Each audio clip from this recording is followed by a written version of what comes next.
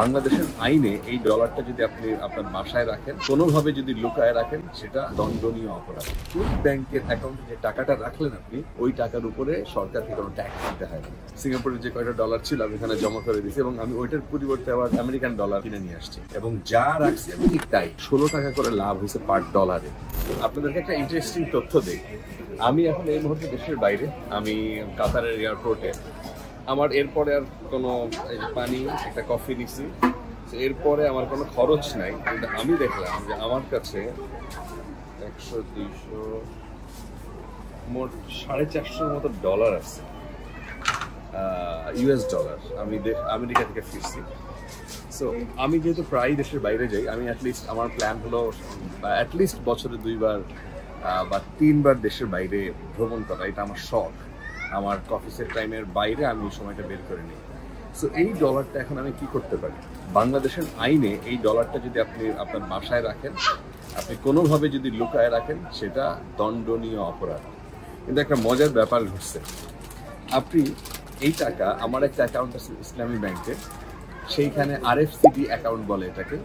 আপনি বিদেশে বৈদেশিক মুদ্রা আপনি ওই ব্যাংকের অ্যাকাউন্টে রাখতে পারেন এবং সবচাইতে মজার ব্যাপার হচ্ছে ওই ব্যাংকের অ্যাকাউন্টে যে টাকাটা রাখলেন আপনি, ওই টাকার উপরে সরকারকে কোনো ট্যাক্স দিতে হয় না।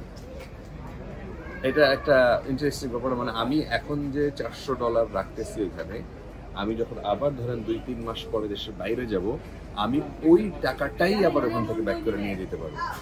সো আমি আমার নিরাপদ, আমি আমার ব্যাংকে টাকাটা রেখে দিলাম। এরপরে আর একটা ইন্টারেস্টিং তথ্য হচ্ছে যে সেখানে শুধুমাত্র মার্কিন ডলার না, আপনি সেখানে হচ্ছে 9টা দেশের মুদ্রা রাখতে পারেন। ব্রিটিশ পাউন্ড, কানাডিয়ান পাউন্ড, তারপর কানাডিয়ান ডলার, সিঙ্গাপুরের ডলার, আরও কয়েকটা দেশের ডলার। আমি বিস্তারিত দিয়ে দিচ্ছি এখানে এই ভিডিওটার মধ্যে। সো এই ব্যাংকের অ্যাকাউন্ট খোলাও আপনাদের জন্য ইজি। নর্মালি যেটা লাগে, এনআইডি লাগে, নাইলে পাসপোর্ট লাগে, নাইলে নমিনির একটা ছবি, নিজের অ্যাকাউন্ট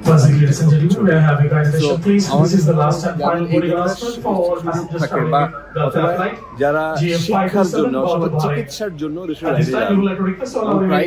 বাইরে যাওয়া লাগে, তারা এই সুযোগটাকে নিতে পারেন। আসলে এটা আমি কোনো সময় শুনি না, আমি জানতাম না, আমি এইবার লাস্ট জানছি এবং আমি একটা অ্যাকাউন্ট খুলছি এবং আমি প্রায় আমার 500-600 ডলার যখনই জমে, মানে আমি ঘুরে আসলাম। আমি ঈদের আগে সিঙ্গাপুর থেকে ঘুরে আসলাম। সিঙ্গাপুরের যে কয়টা ডলার ছিল আমি এখানে জমা করে দিয়েছি এবং আমি ওইটার পরিবর্তে আবার আমেরিকান ডলার আমি কিনে নিয়ে আসছি এবং যা রাখছি আমি ঠিক তাই।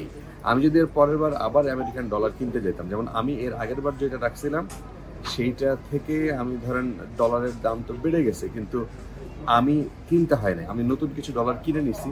সেই ডলার কিনছি আমি হচ্ছে খোলা বাজার থেকে কিনছি 120 টাকা করে, অথচ আমি রাখছিলাম যেটা, সেটা আমার কেনা ছিল মাত্র 104 টাকা করে। মানে 16 টাকা করে লাভ হয়েছে পার ডলারে। সো এটা একটা ইন্টারেস্টিং, কারণ ডলারের দাম কমে না বাংলাদেশে আমাদের স্বর্ণের দামের মতো।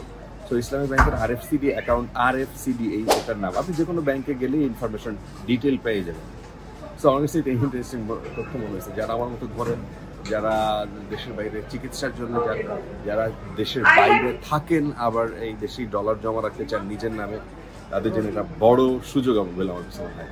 অনেক ধন্যবাদ সবাইকে। দোহা এয়ারপোর্ট থেকে।